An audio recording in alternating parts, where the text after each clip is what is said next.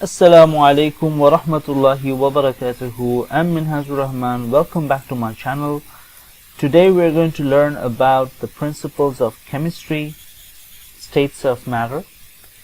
As we know in chemistry, the states of matters are solid, liquid and gases. We've discussed the solid, liquid and gases in our previous video.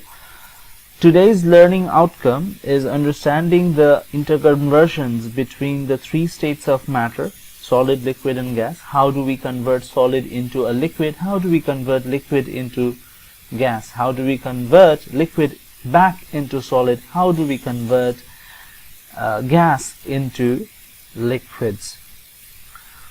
We need to know the names of the interconversions, melting, freezing, evaporation or boiling, condensation. How are they achieved? The changes in arrangement, movement and energy of the particles. So let's dive into our topic of today. So we can see the solid, liquid and gas particles. On the far left we have the solid particles in the rigid structure. The particles have very little space between them. They can hardly move. They can only vibrate in their fixed position. Now once you provide energy, once you start to heat this solid, if you reach the melting point, the solid will melt into liquid. What is happening here is that the solid particles have weak intermolecular forces between them, and once you provide heat, these intermolecular forces are overcome and they go away from each other, they move away from each other. As they have more energy, they tend to move, they tend to have a sort of kinetic energy in them. So they have this fluidity now because of the energy, and so they turn into liquid. Now how do you convert liquid into gas?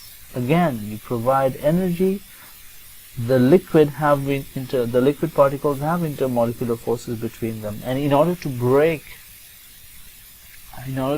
free of that intermolecular forces, you need to provide energy, and once you provide that energy, particles are going to move into gas. They're going to convert into gas. Now we have two terms for that: evaporation and boiling.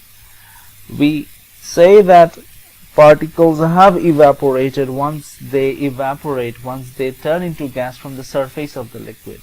Boiling is more vigorous. It's the whole molecule, the whole liquid have reached a boiling point, and they produce bubbles, right? In evaporation you won't see any bubbles, right?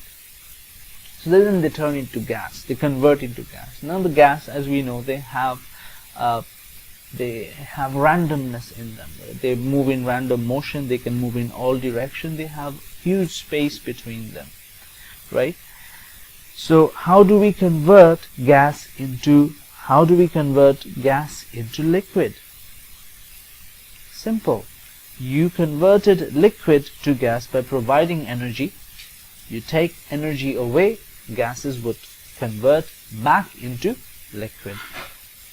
So all we need to do here is we reduce the temperature so much so that the gas particles loses energy and they come close to each other. So when they come close to each other, they turn into liquid. How do you solidify that liquid back into solid? Or how do you freeze that liquid? Again, you further decrease the temperature. When you further decrease the temperature, they are going to turn back into liquid. Did I say it correctly? No, they are going to turn back into solid. So the liquid turns back into solid. So in order for solid to turn into liquid, you melt them, you provide energy. We are going to look into a very good simulation. Just stay tuned for a bit. Some substances can change directly from solid to gas, so they don't turn into liquid. Example, carbon dioxide, dry ice. They turn directly into gas from the solid state. or from gas to solid without becoming a liquid in between. This is called sublimation. We say that the solid sublimes, the the gas sublimed, right? So solid carbon dioxide and iodine can sublime. These changes of state that we are seeing here, solid into liquid, liquid into gas, gas into solid, solid into gas, that's sublimation, right? Or these interconversions that we have learned here today. All of these are physical changes, which means there are no chemical reactions, no new substances are formed during these changes of physical state. No chemical change has occurred.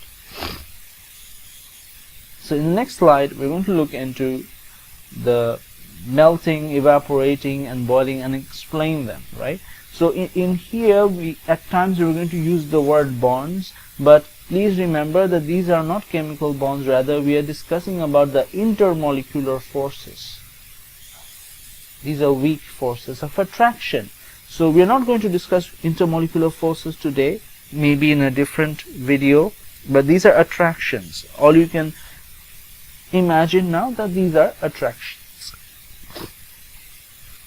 So how do you melt? A solid? Energy must be transferred by heating to a substance for these changes of state to happen. During these changes, the particles gain energy, which is used to break or overcome some of the bonds between particles during melting. Again, here the bonds is what? Is intermolecular force. All the remaining bonds between particles during evaporating or boiling. Evaporation can take place below the boiling point of a substance. This is why damp clothes dry when they are hung from a washing line. Boiling happens at the boiling point when the rate of evaporation is at its maximum. Condensation and freezing. Energy must be transferred from a substance to the environment for condensation and freezing to happen. During these changes of state, the particles lose energy as bonds form between the particles. Again, when you blow your breath on a glass, what do you see? You see water vapor imprinting on the glass. That's condensation for you. The water vapor comes in contact with the glass and it loses energy. So you see, when you touch the glass again, you find the liquid there. Now we are going to look into a simulation. We are going to look into a simulation. Welcome to the PHET simulation. Here we have oxygen. Now we need to consider oxygen here, and we need to find its state. What do you think the state oxygen particles are in this simulation? Definitely they are in gaseous state. You can see the molecule, right? Two atoms joined together as a molecule, O2, correct? So you can see that they are moving in random. They're bumping into each other. They're moving in random. So what would happen if I decrease the temperature? What would happen if we cool the particles? We are taking energy away from them. We are taking energy away from them. As you can see, the temperature is now dropping. It's dropping. So let's wait. So you can see in the simulation that these particles are slowly settling down. Since they are losing the energy, they are settling down. So they should probably settle down at, yeah. So alright, let me just, fine, they are, now they're in a solid form now because they're rigid, they're not moving, they're just vibrating in their fixed position. So now they have become solid. What would happen if we increase the temperature? Yes, once we increase the temperature, they will turn into liquid. Okay, now they are liquid. See, liquid particles, they can move around each other, right? They can move around each other. Liquid particles can move around each other. Now once we hit the boiling point, particles move in random motion. Now that we have hit the boiling point, particles are moving in random motion. They are turned back into gas. So we saw the three states of matter here: oxygen as solid, oxygen as liquid, oxygen as gas. Right? So let us look at so this is oxygen at solid state. At minus 246 degrees Celsius, they are at solid state. At minus 216 degrees Celsius, they are in a liquid state. And at minus 160 degrees Celsius, they are at a gaseous state. So let's come back to our discussion here, predicting a physical state. The state of a substance at a given temperature can be predicted if its melting point and boiling point are known. The table summarizes how to work this out. So we have a comparison here. The given temperature, if the given temperature is less than the melting point, then the predicted state should be solid. The substance should be solid. If the given temperature is less than the melting point, because it hasn't reached that temperature that the substance will turn into liquid. It won't, because the given temperature is less than the melting point. Once it hits the melting point, then only the solid will turn into liquid.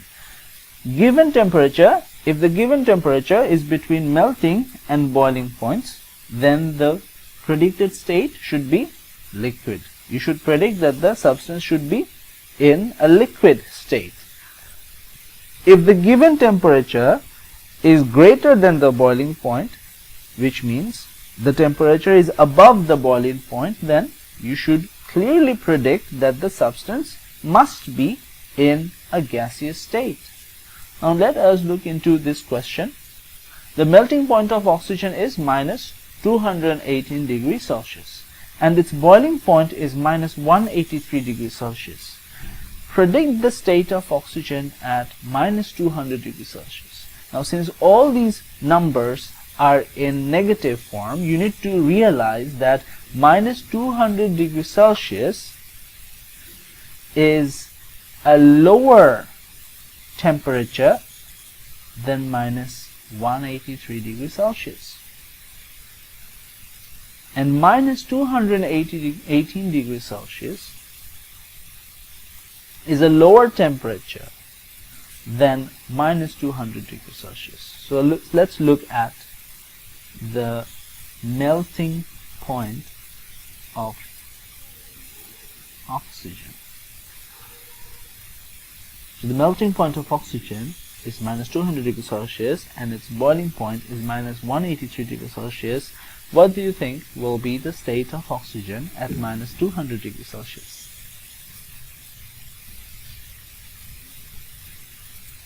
Oxygen will be in the liquid state at minus 200 degrees Celsius because this is between its melting and boiling points.